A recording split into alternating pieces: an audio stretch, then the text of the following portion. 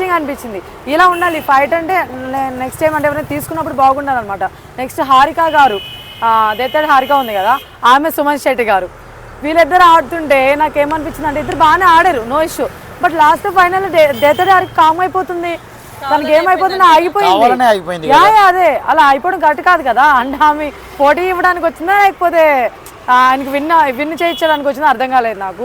అది వర్త్ అనిపించలేదు. తను విన్ చేయించడానికి రాలేదు, గేమ్ అది ఒక స్ట్రాటజిక్ గా ఆడింది.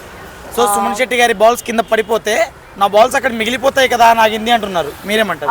కొంతమంది స్ట్రాటజీ అనుకుంటున్నారు. బై మిస్టేక్ ఆయన గేమ్ కానీ పెట్టేస్తుంటే అప్పుడు మనకేమనిపిస్తుంది, చేతగానితనంగా ఓడిపోయింది అనిపిస్తుంది. ఈమె పెట్టుండొచ్చు కదా, అంత అవసరం అనిపిస్తుంది అనమాట.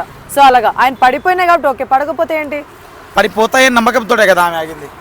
ఆ నమ్మకం అనుకుంటే మాత్రం హైలైట్ అండి. బట్ నా వేళ నాకు ఏమనిపించింది అంటే ఎవరికో ఏదో పడిపోతాయా లేకపోతే ఇంకోటి అని చెప్పేసి మనం గివ్ అప్ ఇవ్వకూడదు, అర్థమవుతుందా? అది నాకు నచ్చలేదు. తను అలా గివ్ అప్ అంటే అలా వెయిట్ చేయడం నచ్చలేదు అట్లా. సో కప్పుకు ఫేవరెట్ గా